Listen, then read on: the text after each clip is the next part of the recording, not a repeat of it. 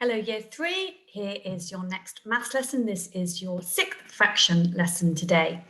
Okay, I'm just going to share my screen. There we go. Hopefully you can see that there, and I've appeared up in your top corner again.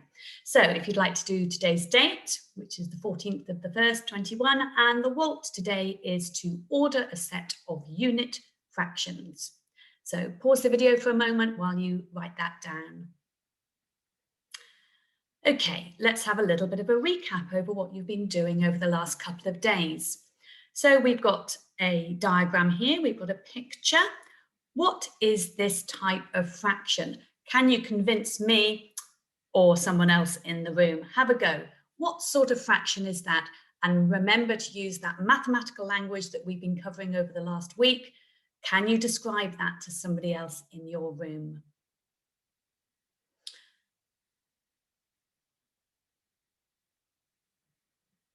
Great. Hopefully you've convinced the person with you of what type of fraction this is. So this is a unit fraction. How do we know that that's a unit fraction? Well, let's check. Is it split up into equal parts? Is the whole shape split up into equal parts? Well, yes, we can see that those are all equal.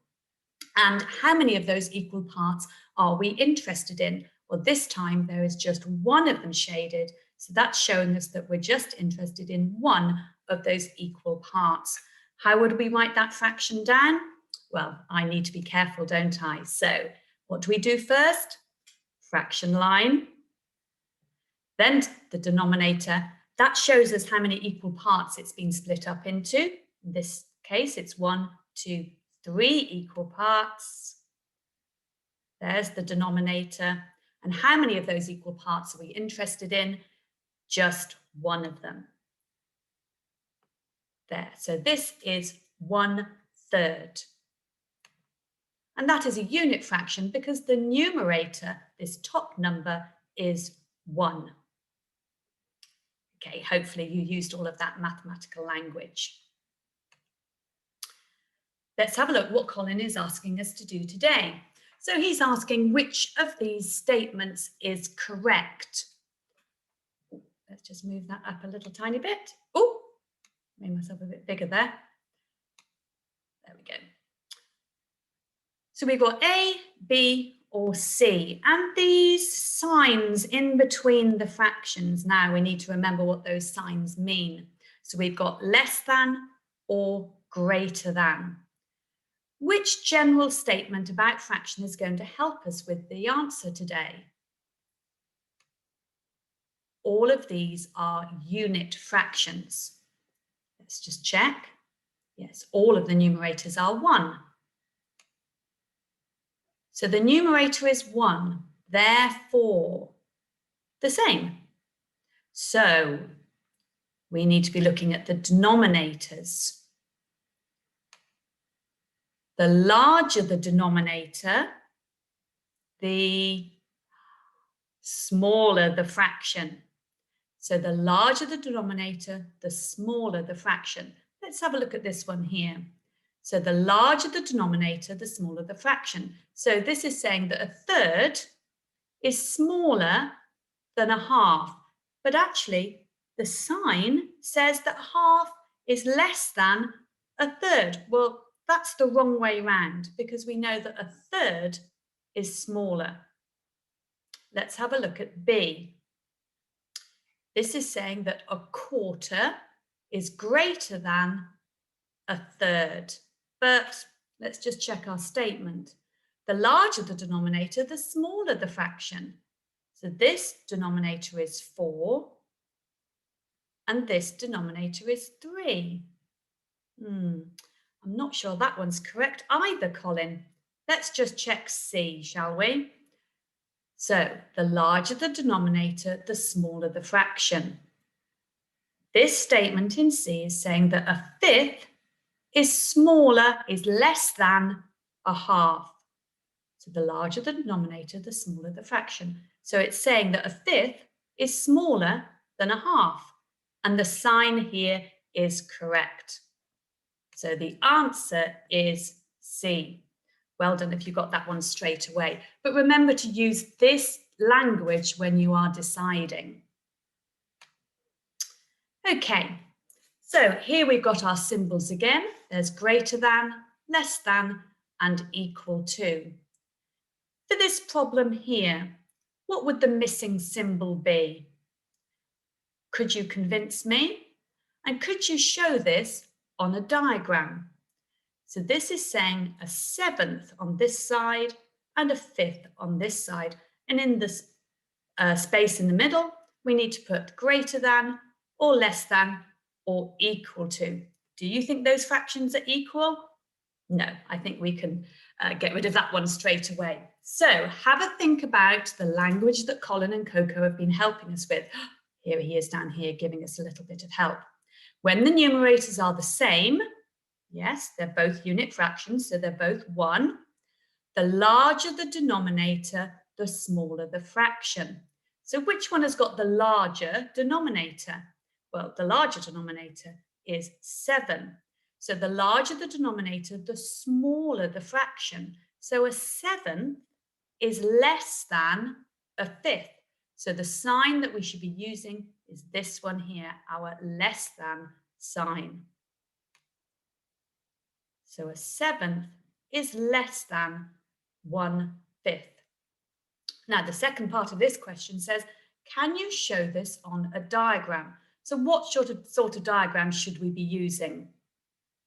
I'm hoping you shouted at the screen that it should be a bar model. Now, when we're comparing these types of fractions, we need to make sure that our whole is the same. So the whole that is split up into the 7 parts or the 5 parts for these fractions need to be the same. So you did this yesterday with Mrs. Barnes. I'm going to give you a moment to have a go at proving that, convincing me that you can show that on a diagram. Can you show a 7th and a 5th and make sure that you can show that a 7th is less than a 5th? Just pause the recording while you have a go at that. Good. Okay, let's move on. Now that you've compared fractions, can we now order them? So this is just comparing 2 or 3 in a row. So here we've got 3 fractions to have a look at. So we've got a 1/4, a 7th, and a 1/3. Can you order these from smallest to largest? So let's have a look. Which one is going to be the smallest fraction? Remember what Coco and Colin have been helping us with. So we know that all of the numerators are 1. These are still all unit fractions. So we need to be looking at the denominator. So the larger the denominator, the smaller the fraction. So which one has got the largest denominator? The largest denominator is for the 7th. So that's going to be the smallest fraction. So the smallest fraction is a 7th. The next one would be a 1/4.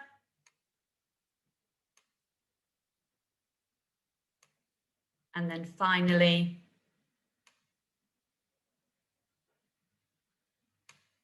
a 1/3.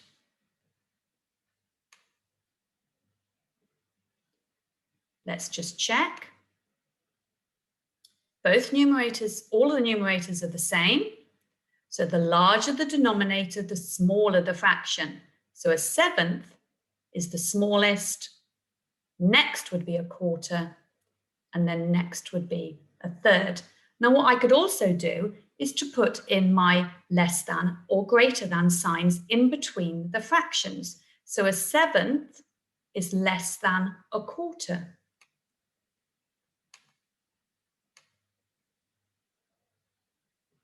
And a 1/4 is less than a 1/3. There's a little bit of an extra question here. Can you give a fraction that would be greater or less than? So what could go at this end here? And what could go at this end here? So what would be less than a 7th? And what would be greater than a 1/3? Leave you for a moment to have a go at that one. Also, how would we check that we are right? Well, once again, we need to be using our bar model to show this.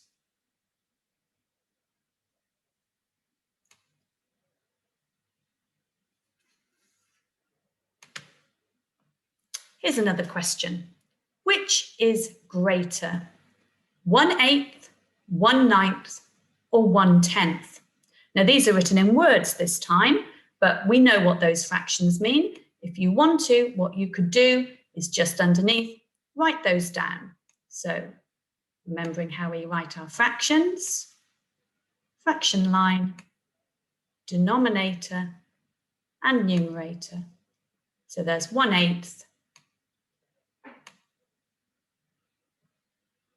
1/9,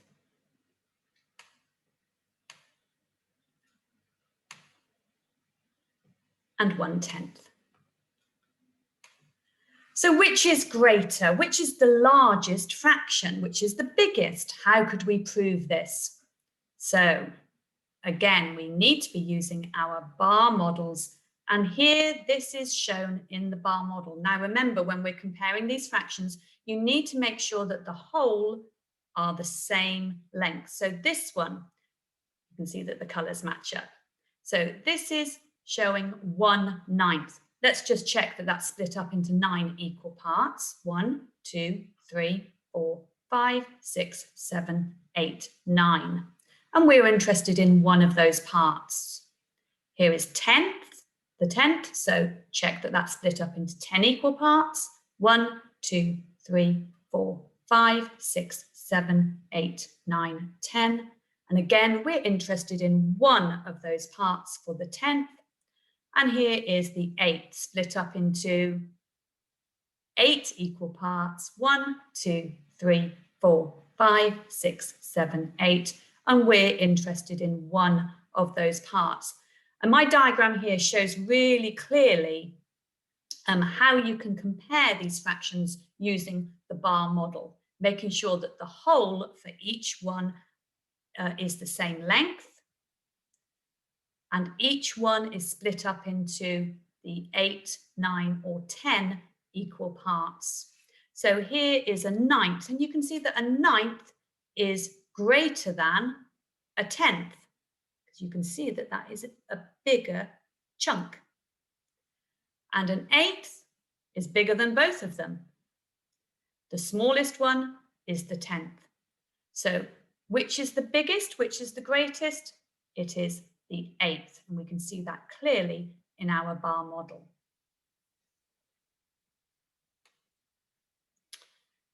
So here's Colin, although we've got a little picture of Coco here helping us today. Coco thinks that he has ordered these fractions from smallest to largest. Do you agree or disagree? So we might say yes or no, but remember, we need to prove this using mathematical language, telling Colin what the answer should be and proving it using our bar model. So there are all of our fractions. This is what Colin thinks. So he thinks a third is less than a half, and a half is less than a fifth, and a fifth is less than a sixth, and a sixth is less than a ninth. Okay, so he's put them in this order. So he thinks that a third is the smallest fraction and a ninth is the biggest fraction.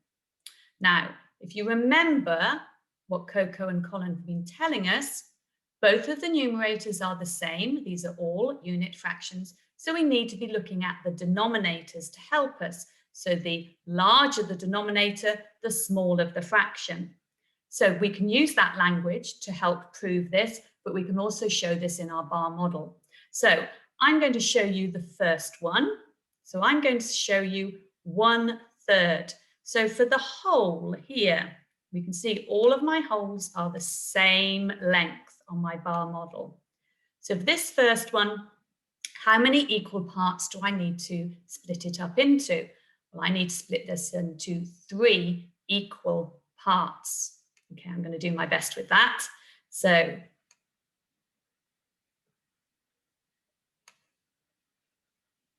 there's 3 just about equal parts.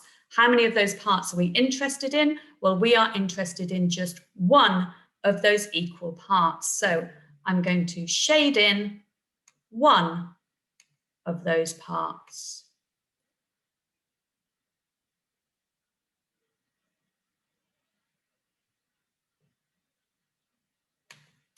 So this one here is showing a third.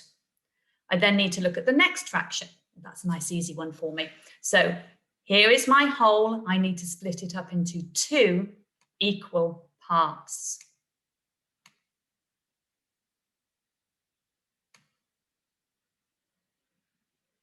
There we go. So two equal parts, and I am interested in one of those parts. So I'm going to shade in one of those parts. Now you can already see that a half is bigger than a third. So has Colin got this right, this first statement, this first part, correct? Is a third less than a half? Well, it is. So actually those first two, he's got correct. But then I think it starts to go a little bit wrong. So I'm going to leave you to have a go at the rest of that diagram. You could do that on a whiteboard if you've got one at home, or in your maths books. Okay, so pause the video recording just so that you can have a go at the rest of that problem. Ordering those unit fractions, can you prove that Colin is wrong?